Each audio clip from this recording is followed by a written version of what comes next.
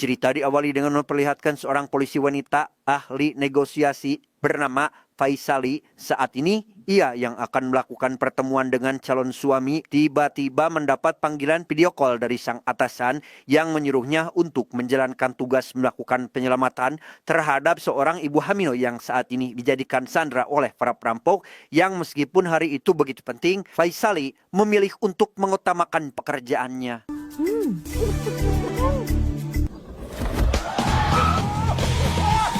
Setibanya di lokasi tujuan, Faisali langsung menghampiri rekannya untuk menanyakan situasi di dalam rumah. Namun karena kondisinya begitu penting, ia memutuskan untuk masuk ke dalam rumah tersebut tanpa membawa senjata apapun. No, don't go inside.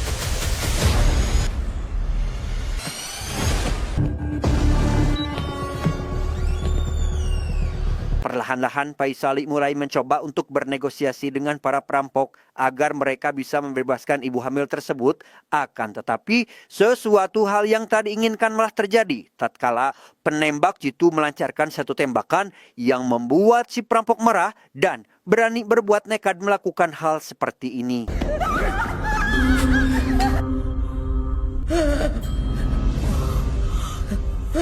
Karena misi yang cukup gegabah itu, para polisi terutama Faisali tidak bisa menyelamatkan nyawa ibu hamil yang saat ini lehernya telah dilukai oleh si perampok. Dan karena hal itu pula, beribu-ribu rasa bersalah tampak jelas di wajah Faisali karena dirinya tak bisa menyelamatkan korban.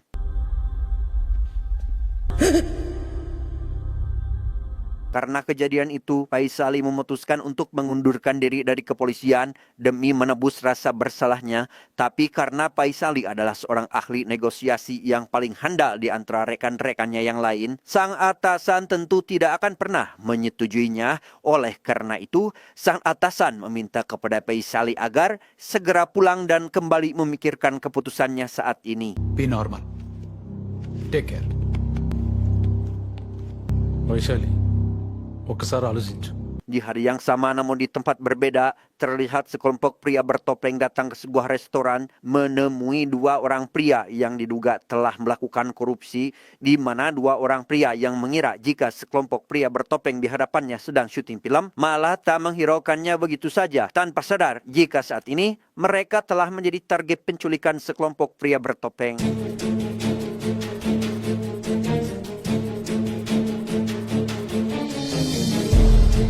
Tidak hanya dua pria tadi, para pria bertopeng juga menargetkan seorang pebisnis yang sedang merayakan ulang tahun istrinya, di mana aksi penculikan itu menjadi sebuah pertanyaan bagi kita akan apa tujuan mereka menculik beberapa pebisnis hebat di negara India.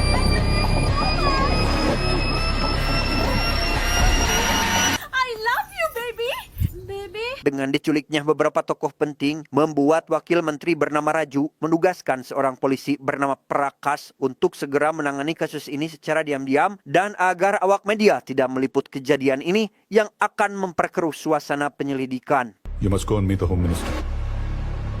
Setelah beberapa hari melakukan penyelidikan, Prakash yang sama sekali tidak menemukan informasi apapun membuat Menteri Dalam Negeri langsung turun tangan dengan memerintahkan beberapa polisi untuk membantu Prakash melakukan penyelidikan terhadap para pria bertopeng. Hingga setelah beberapa saat melakukan pencarian, tim kepolisian akhirnya mendapat panggilan video call dari pria bertopeng yang malah memberikan banyak sekali tekanan.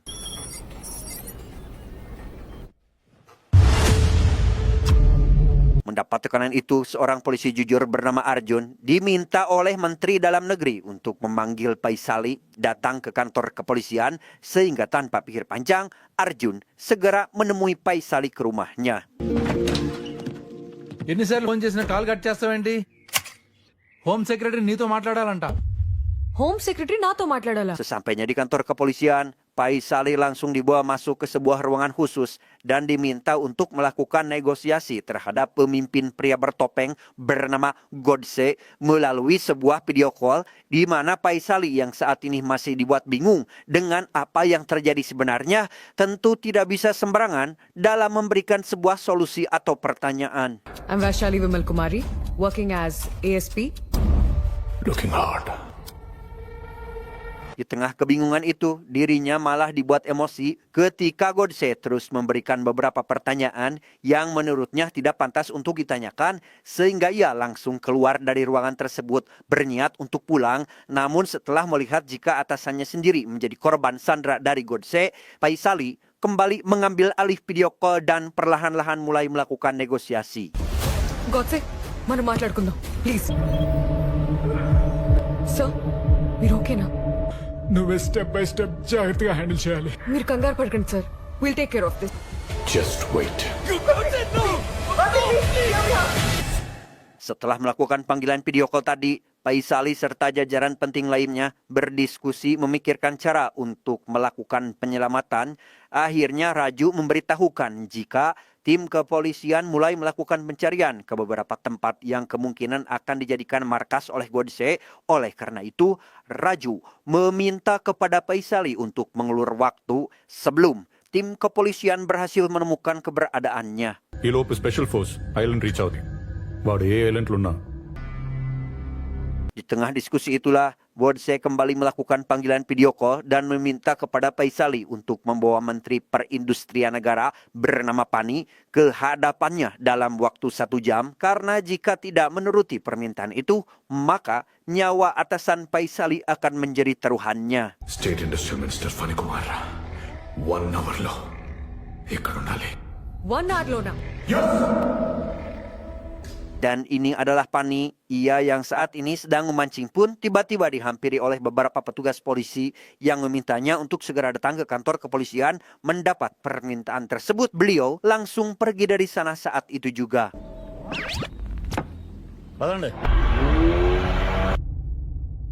Setibanya di sana, Pani langsung berhadapan dengan Godse dan memulai perbincangan di mana semua pertanyaan yang diberikan oleh Godse mengenai perusahaan yang dimiliki oleh si pengusaha di sampingnya. Pertanyaan itu lekas dijawab dengan sangat lancar oleh Pani. Akan tetapi Godse yang curiga terkait semua jawaban Pani memintanya untuk jujur, karena apabila tidak, maka nyawa kedua tokoh penting akan terancam. ఏదైనా అడగండి, నేను టకాటకా సమాధానాలు చెప్తాను.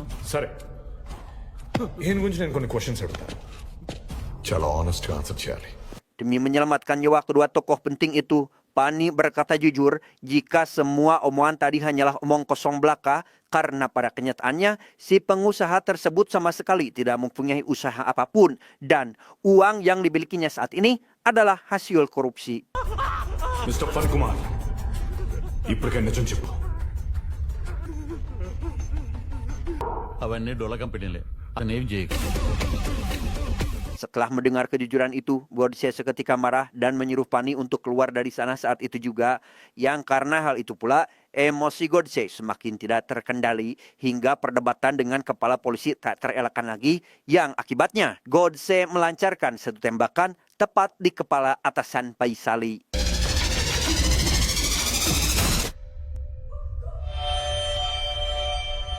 Melihat hal itu, Faisali tentu saja marah karena tak membiarkannya melakukan negosiasi dengan Godse, di mana perdebatan pun terjadi di antara kubu kepolisian. Hingga tak lama setelah itu, datanglah Prakas mencoba untuk menghentikan perdebatan tersebut dan menyebutkan bahwa dirinya akan mengambil alih panggilan video call. ఇక్కడ నుండి ఈ కేసుని నేను హ్యాండిల్ చేస్తా.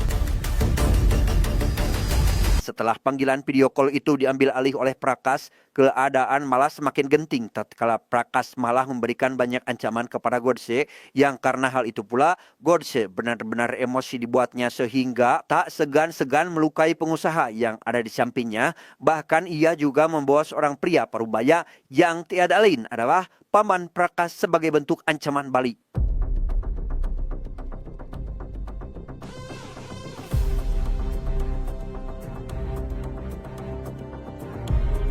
Meski begitu, Godse memberikan sebuah keringanan kepada Prakas jika dirinya akan membebaskan sang paman apabila Faisali kembali dan sudi untuk melakukan negosiasi, di mana Prakas yang tak ingin pamannya terluka pun dengan terpaksa menyetujui permintaan Godse.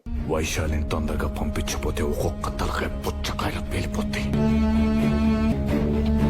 Masih di gedung yang sama, terlihat saat ini Faisali bersama timnya mulai melakukan penyelidikan dengan mencari sebuah informasi di internet tentang Godse, dan setelah beberapa saat melakukan pencarian, tim akhirnya berhasil menemukan salah satu informasi mengejutkan tatkala Godse adalah seorang pengusaha terkemuka bernama Viswanath. Namun yang jadi pertanyaan kali ini adalah kenapa Viswanath bisa melakukan semua ini? Vishwanath Ramachandra.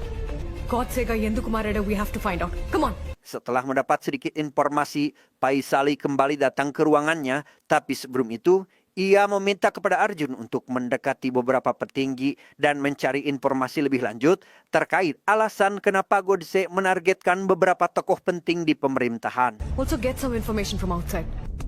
మనకు బాధ్యత లేదా? I'll get some information.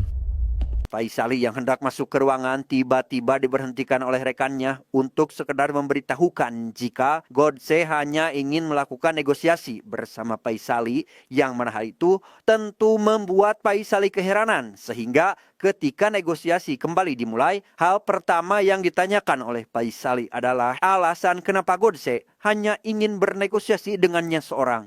ఈ నెగోసియేషన్ కి వైశాలినే కావాలని ఎందుకు డిమాండ్ చేశావు? 1 అవర్లో ఎంపీ అజయ్ సారథి ఇక్కడ ఉంటే నువ్వెందుకు ఇక్కడ ఉన్నావో తెలుస్తుంది. Mendapat pertanyaan itu, Godse akan memberitahukan alasannya dengan syarat Faisali harus membawa salah satu anggota parlemen bernama Ajay dengan diberikan waktu selama 1 jam, dan demi bisa mengetahui posisinya, Faisali meminta tolong kepada Raju untuk mencari keberadaan Ajay. Dan inilah Ajay. Ia yang saat ini sedang berkumpul beserta anggota dewan lain terpaksa harus pergi tatkala dirinya diminta datang oleh Godse, sehingga tanpa banyak basa-basi apapun, ia langsung pergi ke ruangan untuk melakukan negosiasi.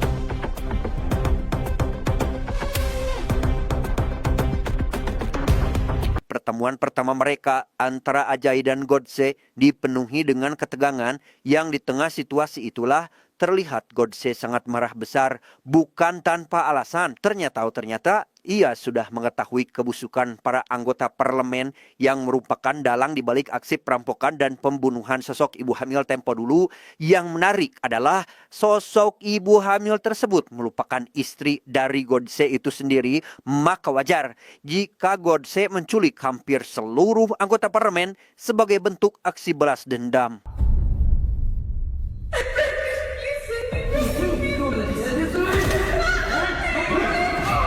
Everything was planned.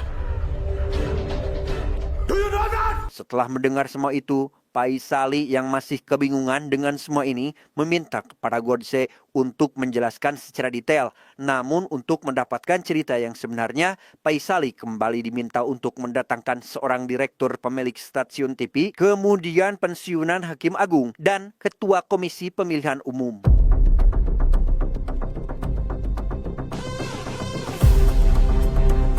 Sejenak kita akan dibawa mundur ke beberapa bulan yang lalu. Saat itu, Godse atau yang dikenal sebagai Viswanath, yang ternyata adalah seorang pebisnis hebat yang berbasis di Inggris, menghadiri sebuah acara besar untuk memperluas jaringan bisnisnya. Pada waktu itu, ia tak sengaja bertemu dengan beberapa pebisnis serta dewan dari India, yang diantaranya adalah Ajay, Pani, dan yang lainnya, di mana mereka memberikan sebuah penawaran pada Viswanath untuk menjalankan bisnis di negara India dengan tujuan agar dapat membuka 17 juta lapangan pekerjaan yang dinilai begitu banyak.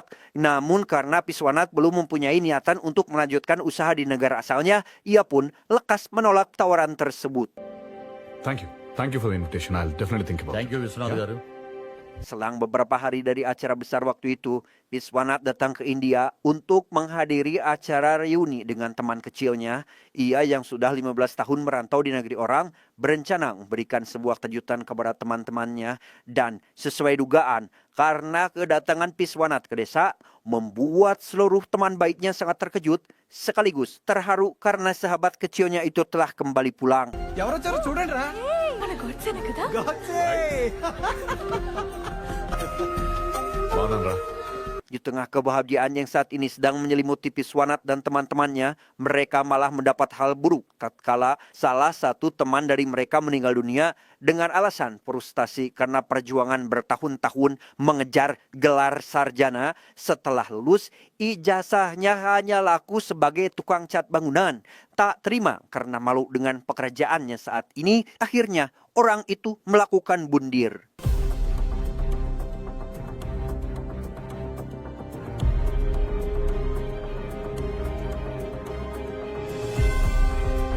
Untuk menghindari kejadian serupa yang telah merenggut nyawa sahabatnya, Piswanat yang terbilang satu-satunya orang sukses di antara mereka berencana untuk membangun usaha di India. Karena pada faktanya, teman-teman yang lain pun sekarang masih seorang pengangguran. Namun sebelum rencananya itu direalisasikan, Piswanat harus kembali ke Inggris untuk meminta izin kepada sang istri mengenai rencana tersebut.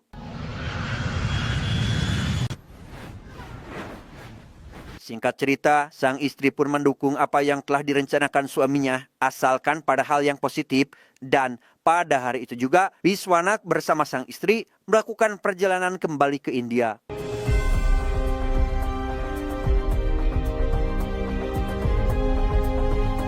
Setelah semua dokumen izin usaha berhasil didapat, Piswanat CS mulai melakukan pembangunan yang begitu besar, di mana dengan didirikannya bangunan itu membuat teman Piswanat sangat dibuat kegirangan karena penantian sekian lama untuk dapat bekerja akhirnya akan segera tercapai.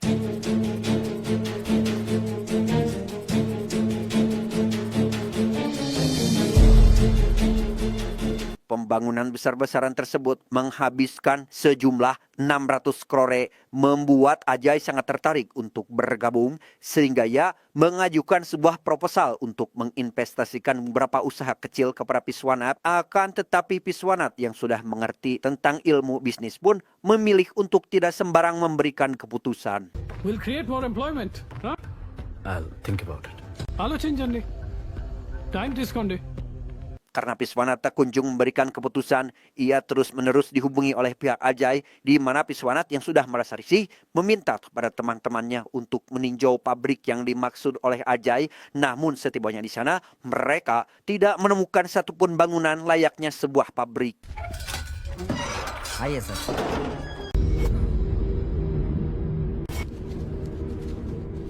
ఈ పెద్దోళ్ళందరూ దొబ్బేసిన డబ్బులను ఎక్కడ పెడతారనుకుంటున్నారు? ఇలాంటి కంపెనీలకే మళ్ళీ ఇస్తా ఉంటారు. Karena hal itu pula tentu membuat Piswanat marah besar dan langsung menemui Ajay ke kantor Dewan untuk membatalkan perjanjian investasi. Tapi bukannya meminta maaf atau lain sebagainya, Ajay justru malah mempersulit Piswanat, bahkan memberikan sebuah ancaman akan merusak atau menghentikan paksa proyek bangunan tersebut. Don't interfere. అయితే నేను చెప్పేది కూడా విను ఈ యజ్ఞం సవ్యంగా సాగాలంటే మా విష్ ఫుల్ఫిల్ అవ్వాలి. Tidak hanya mendapat ancaman, kali ini Piswanat mendapat surat pemberhentian paksa yang hal itu membuatnya sangat dibuat pusing karena sudah banyak sekali modal yang dikeluarkan untuk membangun perusahaan itu, sehingga ia mencoba untuk mengunjungi Pani yang notabene adalah Menteri Perindustrian, berharap bisa membantunya mencari jalan keluar dari permasalahan saat ini. Sir అది కాదు సార్, మీరు అనుకుంటే ఈ నోటీస్ అన్ని బ్యాక్ తీసుకోవచ్చు. ఓకే. వచ్చాడు. Tegal mendapat pencerahan dari Pani, Piswanat kembali memperjuangkan hak-haknya dengan menemui Ketua Menteri, hingga pada akhirnya respon Ketua Menteri itu sangat membuat Piswanat yakin jika dirinya akan keluar dari ambang kesulitan ini. నాకు చెప్పారు కదా, మీరు వెళ్ళండి, నేను చూసుకుంటా. Thank you sir.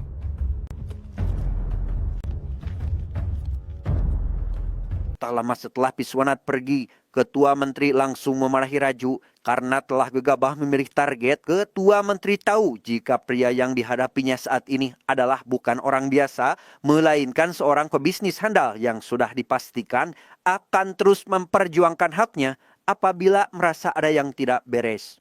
Do whatever you like.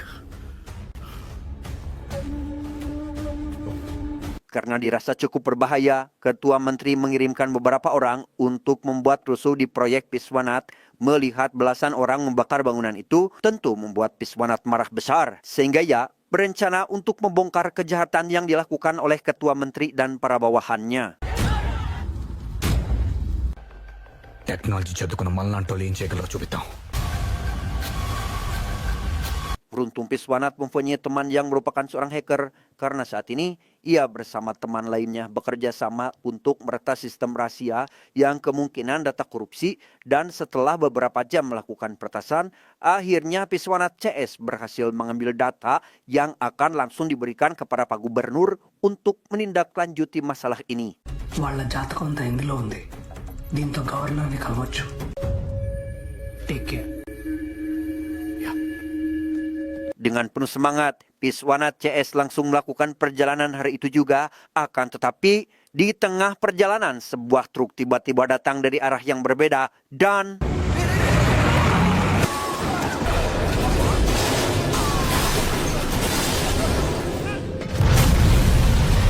sungguh malang nasib Piswanat. Ia yang hanya ingin membantu pemerintah membangun 17 juta lapangan pekerjaan malah harus bernasib seperti ini. Semua harta kekayaan, sahabat, dan istri menjadi korban kesadisan para dewan yang ingin meraup uang dari hasil korupsi.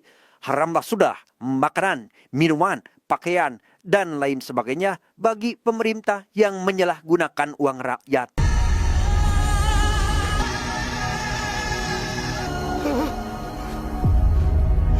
Itulah sedikit cerita yang membuat hati kita teriris, di mana pemimpin yang seharusnya melayani masyarakat justru malah berbuat sebaliknya, dan akhirnya kita tahu mengapa Godse begitu marah hingga memutuskan untuk membalas dendam kepada orang-orang yang telah berbuat sesuka hati terhadapnya.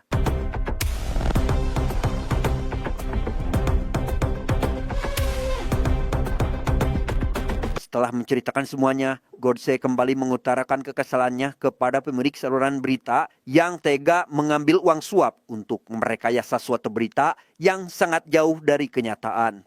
నిజమని పేరు పెట్టుకున్న అబద్ధాన్ని ప్రజల మీద రుద్దుతున్నారు కదరా. Tidak hanya itu, Godse juga meminta kepada Ketua Komisi Pemilu untuk memeriksa kembali berkas pencalonan yang diajukan oleh beberapa dewan kemarin, di mana semua isi dari dokumen itu sangat jauh dari kata layak untuk menjadi seorang anggota dewan. This nomination belongs to Maddala Adikesavulu. అబద్ధాలను ప్రూవ్ చేస్తే ఏం చేస్తారు?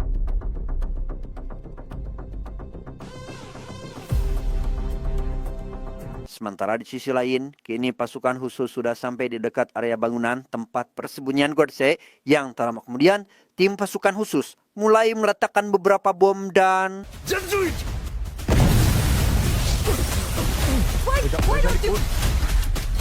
semua orang yang telah di kantor sangat dibuat kegirangan, kecuali Faisali karena telah berhasil meredakan bangunan Godse. Tapi sebuah kejanggalan terjadi. Tatkala Godse memesan sebuah makanan 2 menit yang lalu, hal itu sontak membuat tim kepolisian serta wakil menteri sangat kesal karena Godse ternyata masih hidup. GPS నాకు షేర్ చేయి. Okay sir. And keep it secret. Okay sure sir. Setelah mendapatkan lokasi terbaru, Pratas dan satu rekan lainnya pergi ke lokasi. Yang sesampainya di sana, si rekan malah masuk ke dalam jebakan yang dibuat oleh Godse dan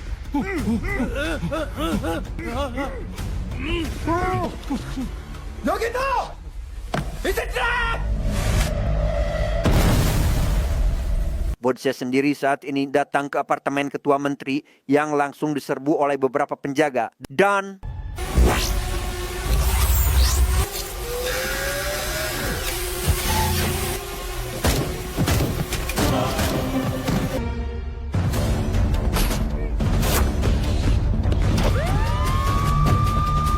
setelah berhasil mengalahkan mereka semua, Godse akhirnya berjumpa dengan ketua menteri dan rekan-rekannya sekalian. Di sana Godse yang terlihat memakai rompi yang dilengkapi bom mengungkapkan kekesalannya terhadap apa yang telah ketua menteri CS lakukan, karena bukannya mempermudah beberapa pebisnis untuk membangun lapangan pekerjaan, mereka malah membuat para pebisnis kelabakan karena seluruh modal dikorupsi. Dan untuk menghentikan para tikus menjarah kembali uang rakyat, Godse mengorbankan dirinya demi melenyapkan para menteri dan antek-anteknya, sehingga inilah yang terjadi.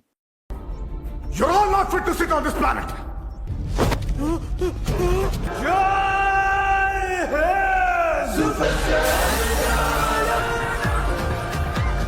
Dengan penuh kesedihan, Faisali mengunjungi gubernur untuk memenuhi keinginan terakhir Godse yang berharap bisa mendapatkan keadilan serta ingin menciptakan kesempatan bagi para sarjana yang telah lama lulus bekerja sesuai dengan keahliannya, di mana setelah mendapat permintaan tersebut, Pak Gubernur langsung menyetujuinya dan berencana akan membuka lapangan pekerjaan secepat mungkin. Rubber stamp power ఏంటో చూపిస్తా. Perjuangan sosok Godse membawa kemajuan positif bagi negara India, di mana sekarang para lulusan sarjana tidak lagi kesulitan dalam mencari pekerjaan, lapangan kerja di mana-mana, para investor berdatangan, dan hilangnya kesenjangan sosial antara si kaya dan si miskin.